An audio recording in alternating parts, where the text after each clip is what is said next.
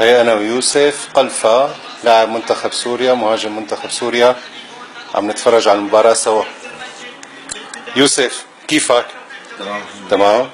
شوف الاستخلاص، يا سلام يا سلام يا احمد القصير، بعدها محمد رافت يسدد ولكن بتعود مرة أخرى يوسف الحموي.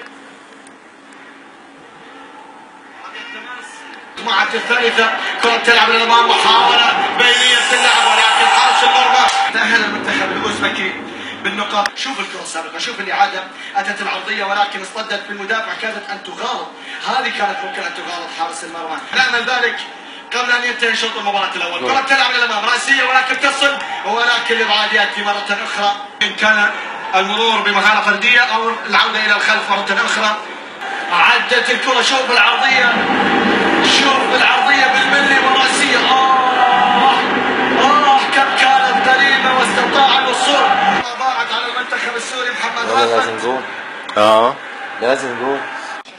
هلا هو عنده طول ويجيب الطابات يعني وعنده ارتقاء حلو كمان. يعني لازم يستفيدوا هلا منه بهالشغله. تماما. الى اللاعب احمد اشكر بيلعب كره الامام ولكن ايضا ياتي الاستخلاص. نعم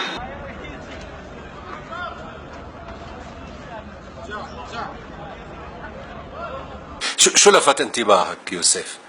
هلا منتخبنا اميز يعني شيء واضح. وهن ما وصلوا غير الطابه. تمام. بس هذا الشيء ما بكفي، يعني لازم اهم شيء يسجل هلا، ولازم هلا اول 10 دقائق من الشوط الثاني يعني يسجلوا مشان يرتاحوا. واغلب اللاعبين اول مره بيطلعوا على خطر بيلعبوا بهيك جو. رطوبه، يعني لازم ما يصير عندهم افراط جهد. انا لاعب وبعرف كيف تفكير هلا اللاعبين، انه هن ما عم يهاجموا ما عم يضغطوا علينا، بس هذا ما بكفي. يعني هذا ما بكفي، لانه كرة القدم ما بتعرف، يمكن هجمة تخسر اللعبة، هجمة واحدة تخسر اللعبة. يعني 90 دقيقة انت مسيطر على المباراة، هجمة واحدة تخسر اللعبة. عادت الى التشجيع مرة اخرى.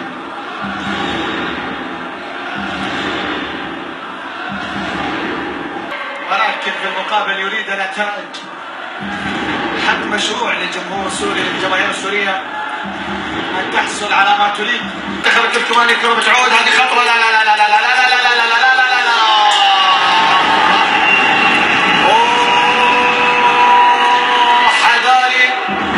حذاري ثم حذاري من تلك الكرات.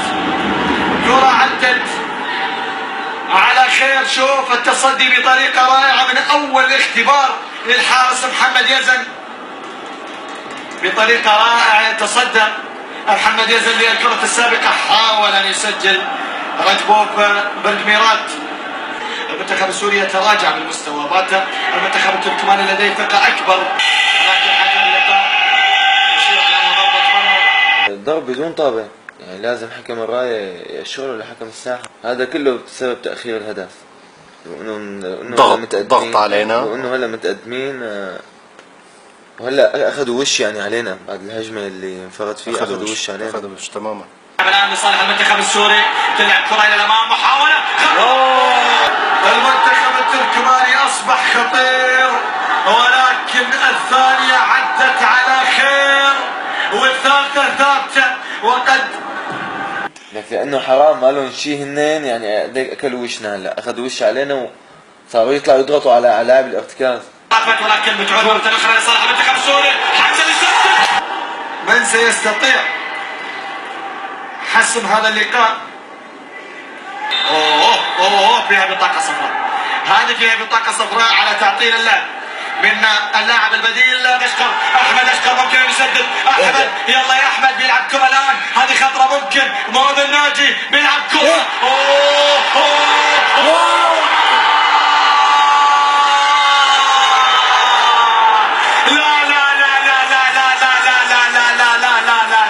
شو اللي قاعد يصير يا جماعة؟ تلك الكرات الغير رياضية. عدت الكرة وقد أطلق صافرة حكم اللقاء على انتهاء. سننتظر لقاء منتخبنا الوطني. هذه الفرصة التي كيف ضاعت، ولكن صار اللي صار. يمكن سوء الحظ ويمكن قلة خبرة لاعبيتنا الشباب كلهم هي اللي ساهمت بعدم التسجيل. وبالشوط الثاني اكيد ما بتقدر تلعب بنفس الريتم 90 دقيقة، خاصة انه انت اقل من 48 ساعة كنت لعبة مباراة مع المنتخب الهندي. استمرينا 20 دقيقة بداية الشوط الثاني على نفس الريتم، وبعدين بدي التعب شوي نال من فريقنا، ما بقينا نقدر نمارس نفس الضغط العالي. كان المفروض انه ممكن ندعم بنص الملعب حتى تم محافظين على التوازن، لكن راحت خياراتنا بالتبديل للناحيه الهجوميه كوننا انه متخلف. بدنا نرجع للمباراه باي شكل بهدف يعني، وكان 3 خيارات هجوميه. كان حمزه محناي لعبته تحت المهاجم، وشلحه وبركات مهاجمين 2 اضافه لرأفت. جينا للأصعب، قطر. هلا مع قطر ما عاد في تعادل، او ما عاد في لا تعادل ولا اداء. يعني بلعبة قطر ما بدك تطلع على الاداء ابدا، بدك تطلع على 3 نقاط. أنا ويوسف قلفة، مباراة قطر الله يعيننا.